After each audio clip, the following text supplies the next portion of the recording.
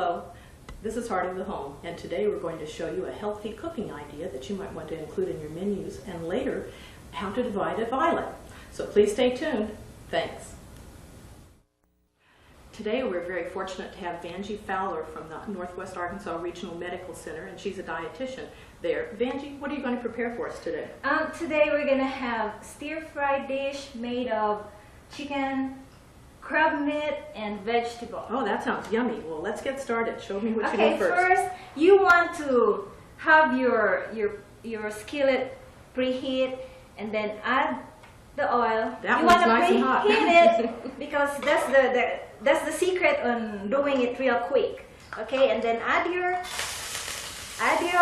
garlic and sear it until it's kind of like light brown, and then your onion and sweat it. Okay, sweating means now it's getting burned. Sweating means the aroma is coming out, and then add your chicken. Okay. Normally, do you cook chicken? Normally we don't pre-cook the chicken. Okay. This is how you wanna slice your chicken, as big as this and as thin as the pea pod, so that it will cook easily, real quick. Okay, and then you want to cook your chicken for like 5 minutes, okay, and simmer it for 5 minutes. But this one is already cooked, so I'll go ahead and add the other ingredients, which is the vegetables, okay. What kind of vegetables are you using? Okay, we're using the Chinese cabbage. This is the Chinese cabbage, by the way. Like bok choy? Yeah, like the bok choy. You want your Chinese cabbage to be light green, and this is all white, okay. And we have the we have the snow peas, like this one. You want your snow peas to be like tender and crispy, like that one. Okay, so you want to stir it, and while stirring, you want to add your homemade stir-fry sauce. Okay. And what's in it? The homemade stir-fry sauce. Let me add this first.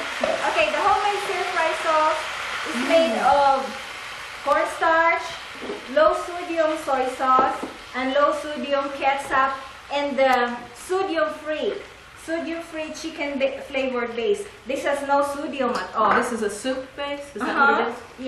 Yeah, that is a soup base. Okay, we wanna stir this real quick, and we're done. That's it? Yeah. Well, what about this? Now, this is part of the bok choy. Yeah, that's part of the bok choy, but you wanna add that late. It's like when you don't want to overcook it. Okay. Maybe you want to cook this for like 5 minutes more, and then add this one, and you're done. You have broccoli. Yeah, we have broccoli. We don't want to overcook the broccoli too. Okay. When you say you're done, you mean you're finished adding all the ingredients, but it isn't finished cooking? Yeah, it's not finished cooking yet. You're finished adding all the ingredients. It smells wonderful. Yeah, and it tastes good too. This is low sodium, low calorie, low fat dish that anyone would like to eat. Yes. Except my husband. Oh, you're kind of like my husband. Yeah. He likes the one with all the sodium in it. But this one, you cannot tell if this has salt or this has sodium added, because the taste of this is like the regular stir fry. And what do you serve this with? You can serve this with plain rice, or with, what is this, with the fried rice. With fried rice? Yeah. It looks delicious. Yeah, it looks delicious. And this is also a cheap, it's not really very expensive one. Is that real crab meat you put in there? This is the crab imitation, since we don't live near we don't live in the ocean, so we can only get the crab imitation. But it's good. It still has good nutritional value. It still has good nutrition value in it. So how much longer should this cook? This should be cooked 5 minutes. Okay. Or until your desired doneness. If you want it like real crisp, you can serve it. Or if you want it like cook more, you can do it too. Cook it longer. Well, I'm anxious to try some. Sure. Let me grab We can do that. Let me just grab some with my chopstick here. Sure. Because I'm going to grab a piece of the cooked chicken and see how it tastes. That's very yummy. How does it taste? The Very. salt, I mean the salt. I can't tell that it's low on salt. No. See, we cannot tell. Okay, I think that's done. Do you ever, you want to serve it then? Mm-hmm. Do you ever put peppers in there? Actually, no. If this is already on the table, you can add salt, or you can add pepper. Okay. It depends. Make it a little more spicy. It depends. Well, then let's go ahead and serve it, and we sure do appreciate you coming and showing us how to do this today, All right. Vanjie, and maybe sometime you would come back and do something else for us? I will. We are surely glad to. All right. Thank you very much. This is a little bit heavy. I'm sure it is, and it's hot. Be careful, though. Yeah, and it's hot, and I don't want to get burned. No, and I don't want you to be burned. Yeah. Then we'd have to rush you off to the hospital. Oh, okay. That looks great. So that's how it looks. Okay, well, Folks. thanks very much. Stay tuned. We'll be right back with Dividing a Violet. Thank you so much. Welcome back. Today we're going to show you how to divide a violet. If you have any that look like this and are just jam-packed in this pot, this poor thing needs to be divided. Now, a lot of people are very afraid of the violets, but you don't have to be. What I'm just doing now as I'm talking to you is pushing on the pot, and the whole thing pops out. See that? Now, this violet has not been, and I confess it's mine, taken care of real well. Whenever you get busy, sometimes the violets have to suffer. You need to break off all of these old stalks, leaves that are not looking too great. And you can see that there are different crowns inside here. I'm going to pull this dirt down some so that you can see it. See, here's one. It can be divided here and here and here. And what I'm going to do is just gently pull that apart. So there's one violet plant. Here's another violet. Here's a little tiny baby. Have to take good care of that. Put that in the violet nursery. Another one. And another one.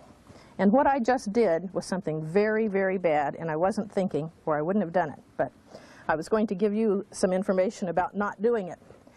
Whenever you divide your violets, you should use clean, sterilized potting soil. And I just mixed some of this old with my new fresh potting soil. I hope I don't have a problem, but you can have lots of problems because they carry all sorts of disease in there. You think that your potting soil is fine, but guess what, folks? It doesn't work out that way. I've tried it. I've tried to be thrifty and reuse this stuff. It doesn't work. This is what happens. This one was in a reused pot and reused soil, and you get a crown rot. Very bad. Very bad.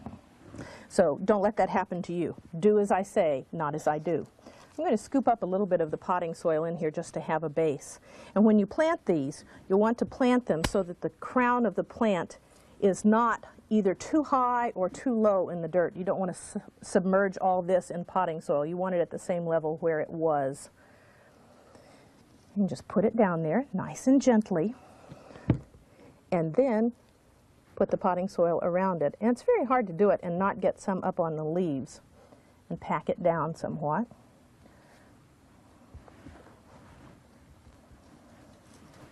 And then when you get it all finished, you would want to water it well.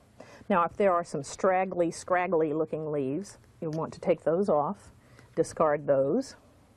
And at this time, you always have a lot of excess leaves that break off. What you can do with these, all of these leaves that are this length, you can use a rooting medium, a rooting hormone, and let me put some in a little bowl for you so you see what it's like.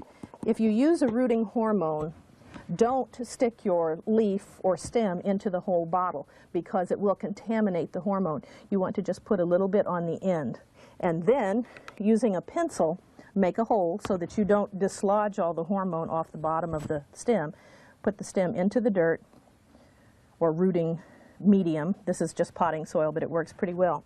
And that's how you can do it. And you can do this with all of the leaves that you break off that aren't like this. That one will not grow. It will just continue to die as it's headed out now. But the strong ones, you can use that. And you can have 40 million violets from one violet plant pretty easily. Now you have to realize that not every one grows. That just happens that way. Not every one grows. But you will have a good percentage of them that will. I'm going to fill that on up that way. I want to show you some other plants. If your violets are very leggy, like this, and this one needs water also, this means it's not getting enough light. Violets need, they're photoaccumulative, that's the word. They need 400 to 500 hours of bright light in order to bloom. Now, they don't want direct sunlight. The type of light they need is, in the summer, a north-facing window without a curtain. But if you have them in a southerly window, then you will get what I have on this one. You'll get sunburn, if you can see this leaf. I purposely wanted to show you some that weren't doing real well, just so you would think, you know, hey, my violets look like that, what can I do? We all have problems with them, but I'll tell you, whenever you get them in the right spot, they go crazy. Now, this one is looking pretty happy, but it isn't getting enough light, really, because the stalks, the stems, are too long on the petals. If it were getting the right amount of light, they would be much shorter and closer together, and it would be fuller. It would look more like this, and this one is just in a resting phase. If your violets get the proper fertilizer and light, they should have about 3 blooming phases a year, and that's when they are really full. I have seen violets that have a cluster of blossoms that are about this size that look like hydrangeas in bloom. They are really gorgeous. Now, if your violet looks like this, it's time to repot. And you can take this out of the pot. I'm going to try not to get this yucky dirt mixed with my good dirt. You can take this off. And the first time I saw someone do this, I just about fainted. But, you know, you have to be aggressive with these things. You take a knife and you can actually scrape this violet, and that helps, it aids in the rooting. You can put some of the rooting compound or rooting powder on there if you want. And then you would want to cut off, strange but true, some of this and discard it, and then pot it up the way that we did the other violet. I hope this has helped you and that you are willing to try to divide your violets. And oh, also you need to put them in the center of the pot. If you're going to enter your violet in the fair, it needs to be in the center of the pot. If you have any comments or suggestions for us, please write to us, Heart of the Home, care of Cruise 6, Post Office Box 1287, Harrison, Arkansas. Thanks for watching. Bye-bye.